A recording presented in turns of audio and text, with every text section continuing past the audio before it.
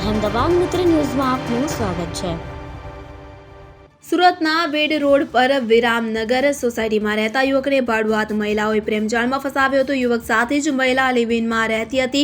યુવકે મકાન વેચી 96.44 લાખ રૂપિયા ઘરમાં રાખ્યા હતા। જો કે મહિલાએ પૂર્વ પ્રેમી સાથે મળી આ રૂપિયાની ચોરી કરી હતી। મહિલા અને તેનો પૂર્વ પ્રેમી બંને મહારાષ્ટ્ર ભાગી છૂટ્યા હતા। આ ઘટનામાં ચોક બજાર પોલીસે પૂર્વ પ્રેમી અને પ્રેમિકાને ઝડપી પાડવામાં સફળતા મળી છે। સુરતમાં રહેતા તેના બાળકોને મહિલા મળવા આવવાની માહિતી પોલીસને મળતા પોલીસે તેને ઝડપી પાડી હતી। ત્યારબાદ મહારાષ્ટ્ર ખાતેથી તેના પૂર્વ પ્રેમીને પણ ઝડપી પાડવામાં આવ્યો હતો, જ્યાંથી પોલીસને 96.44 લાખમાંથી 70 લાખ જેટલા રૂપિયા મળી આવ્યા હતા। જો કે મહિલાનો પ્રેમી રોકડા ભરેલી બેગ લઈ જતો સીસીટીવીમાં પણ કેદ થયો હતો। પોલીસ તપાસમાં જાણવા મળ્યું હતું કે જયશ્રી અને શુભમ રૂપિયા લઈને મહારાષ્ટ્રના પુણે ખાતે ભાગી ગયા હતા। 96 લાખમાંથી 70 લાખ રોકડા જપ્ત થયા છે, જ્યારે બાકીના રૂપિયા તેઓએ ચૂકવવાના જુદા જુદા લોકોને આપી દીધા હોવાનું પણ કહી રહ્યા છે। જો કે પોલીસ આ બાબતે હાલ બંનેની સઘન પૂછપરછ કરીને તપાસ કરી રહી છે। ચોક બજાર પોલીસ સ્ટેશનની ટીમ દ્વારા એક બનાવ અનુસંધાને બે વ્યક્તિઓની ધરપકડ કરવામાં આવી છે। આ બનાવમાં હકીકત એ મુજબ છે કે ચોક બજાર પોલીસ સ્ટેશનમાં એક દિલીપભાઈ ઉકાણી એમણે આવીને ફરિયાદ નોંધાવી હતી કે જેમની સાથે પ્રેમ સંબંધ હતા એવા વ્યક્તિ જયશ્રીબેન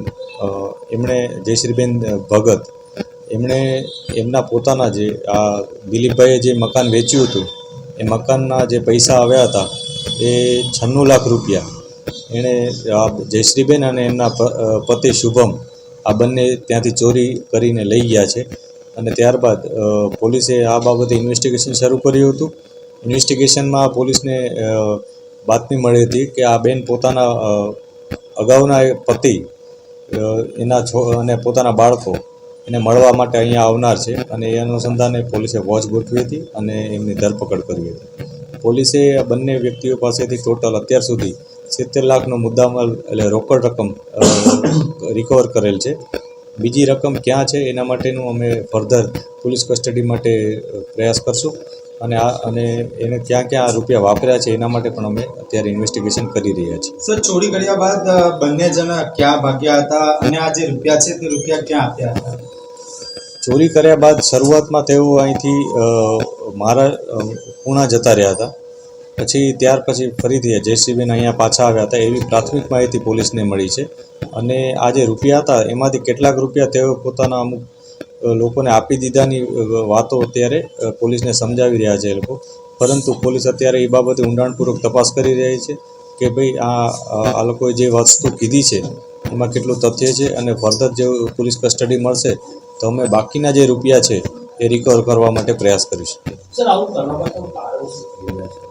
આ સમગ્ર બનાવમાં હકીકત એ મુજબ છે કે આ જે બેન છે જયશ્રીબેન એ પોતાના પતિથી અલગ રહેતા હતા, અને જે ભોગ બનનાર વ્યક્તિ છે દિલીપભાઈ એ પોતાના પત્નીથી અલગ રહેતા હતા।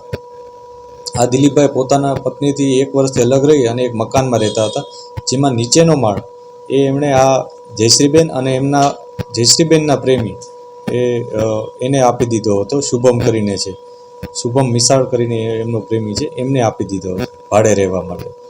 જ્યારે શુભમ અવારનવાર મહારાષ્ટ્ર જતો હતો ત્યારે આ જયશ્રીબેન અને દિલીપભાઈ સાથે એકબીજા સાથે નજીક આવ્યા હતા અને બંને વચ્ચે પ્રેમ શરૂ થયો હતો।